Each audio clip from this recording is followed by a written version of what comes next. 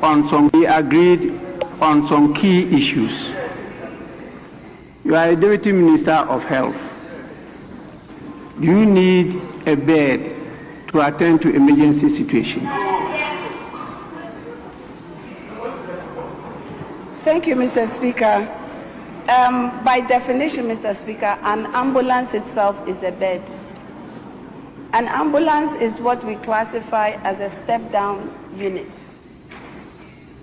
The cart in the ambulance can be considered a bed. So in such cases, a patient can be treated in the ambulance. Yes.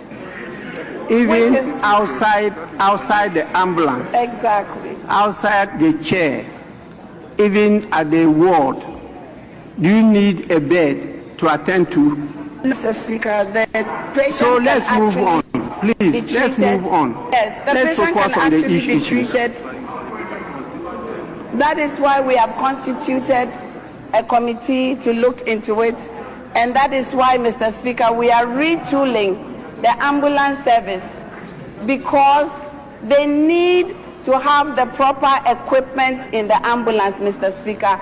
It is not just the bed, Mr. Speaker. It is the bed plus the oxygen plus the IV plus the IV infusion itself plus the monitors plus everything in the ambulance. Mr. Speaker, an ambulance is not just a transportation device.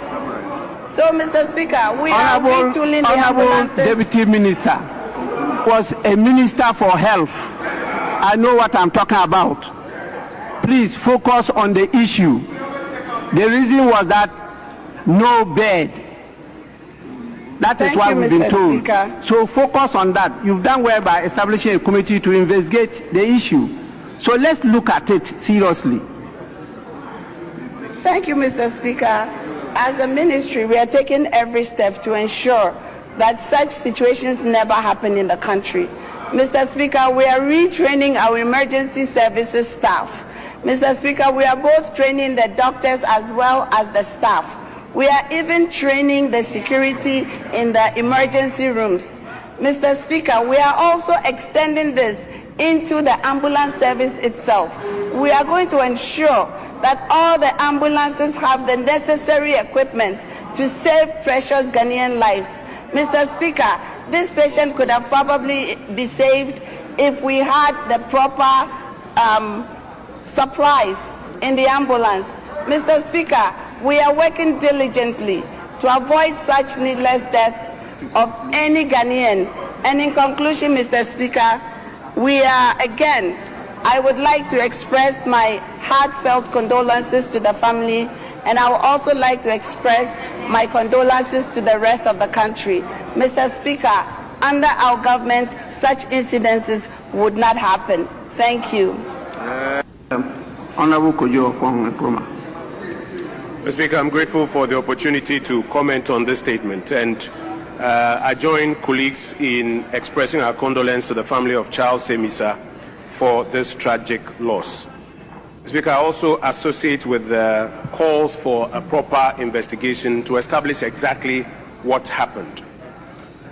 Mr. Speaker, also, let me, on behalf of members of Parliament who may feel like associating with this call I'm about to make, apologize to the family of Charles Semisa for the comments that have just been made by the Deputy Minister for Health, which in our view attempts to politicize the matter. This is a matter of a tragic death, a matter that has now been announced as a subject of an investigation.